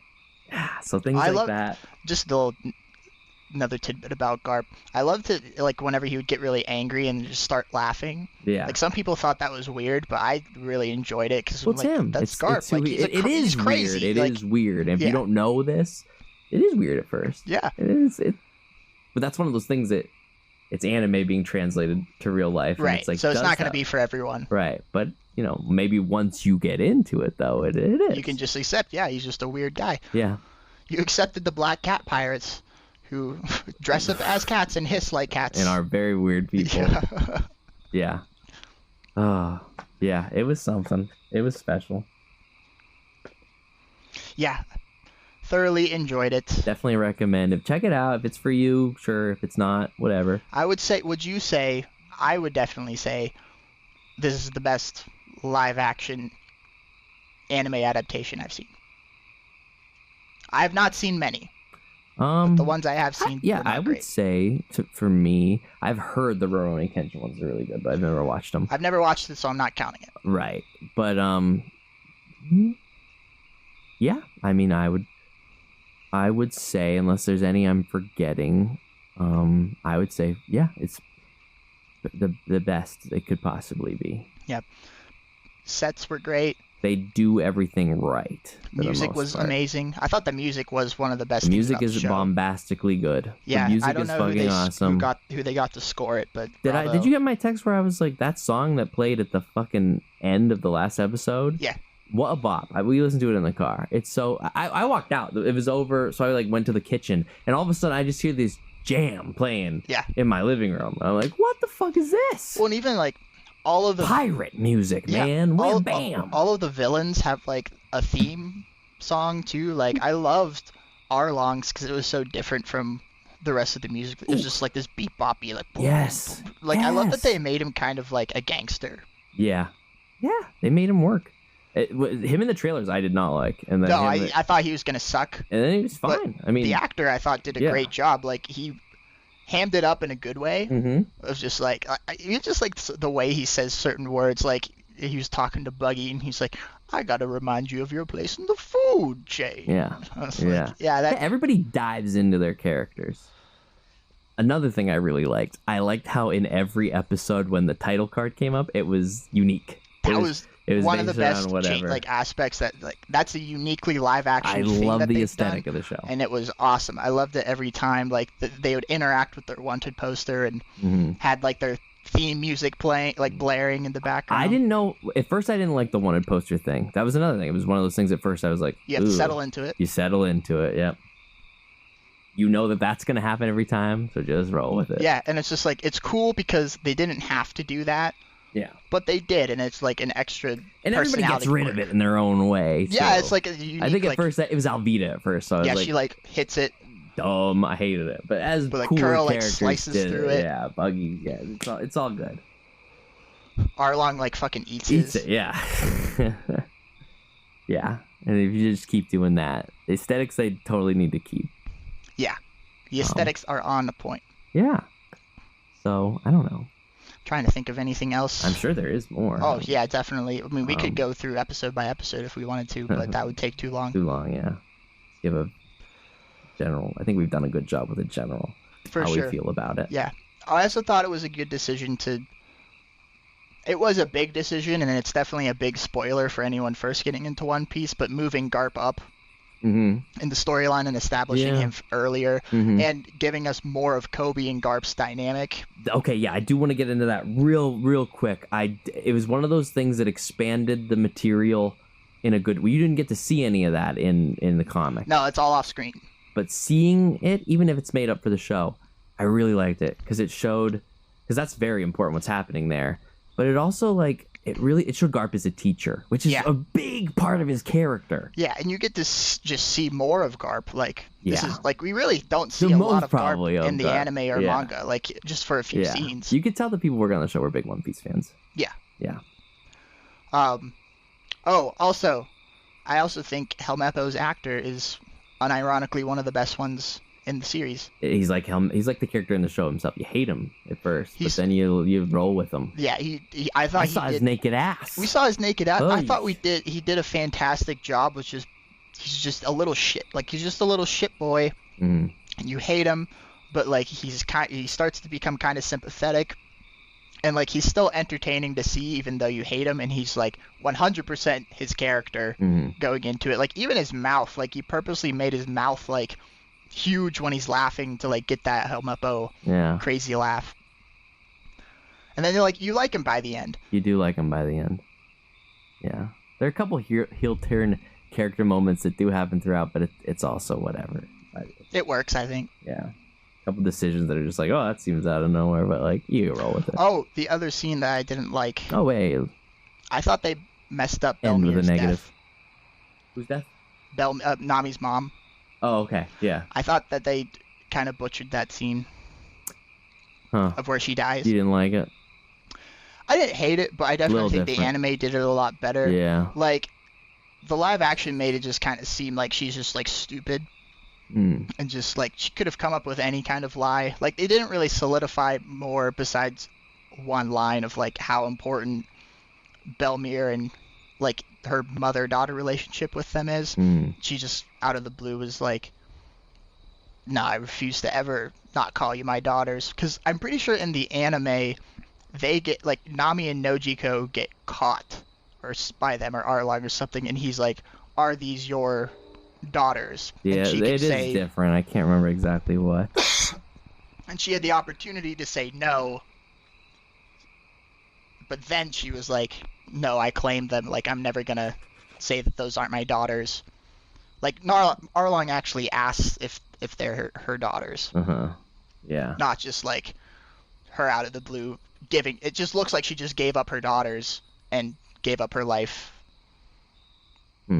for no reason. I don't know. I'd need to rewatch that scene in the anime, but I remember it being a lot more impactful. Yeah, you didn't feel it as much. I think it became like more of a timing thing with probably this. They were like, we gotta get through it, the gist of it down and move on. Yeah. I mean, it was serviceable. And I think those are fine. If those are your only two scenes that you really have an issue with, those are two big gripes. I think you're all right. Yeah, I thought all the other changes were necessary and reasonable. Yeah, and managed to still maintain the spirit of the story while it's still like a condensed, coherent story. Yeah, it hit every part it needed to. Definitely, like if you look at any comic book adaptation of anything, like it's never shot for shot. No, and it shouldn't be. It will fail if it is shot for shot. And they do a pretty good job. So, One Piece. Live action. One Piece. We're giving it... I give it a solid B. I give it a solid 8 out of 10. 8 out of 10, 7 out of 10 for me. B. Yeah. Yeah. Yeah. B plus. I guess mine's more of a C if it's actually, but it's a number. It's a 7 out of 10. If it's a letter, it's a B. Yeah, it's fair. I wouldn't say B plus. I almost even go B minus, but B's still pretty good. B's still pretty good. A B minus is still pretty good. You're like B minus is great. I mean, take that as you will then. So yeah, that's One Piece. Yep, that's One Piece. And it was pretty good. Go watch it. Yeah, check it out. Or no, I don't care. Yeah, we don't care. Move on with your life. Watch something else. Tell us something to watch. Anybody who's watching that can get a hold of us. Tell us things to watch. We'll watch and talk about. We got stuff to do. We love to watch and talk. Yeah. Anything else going on with you?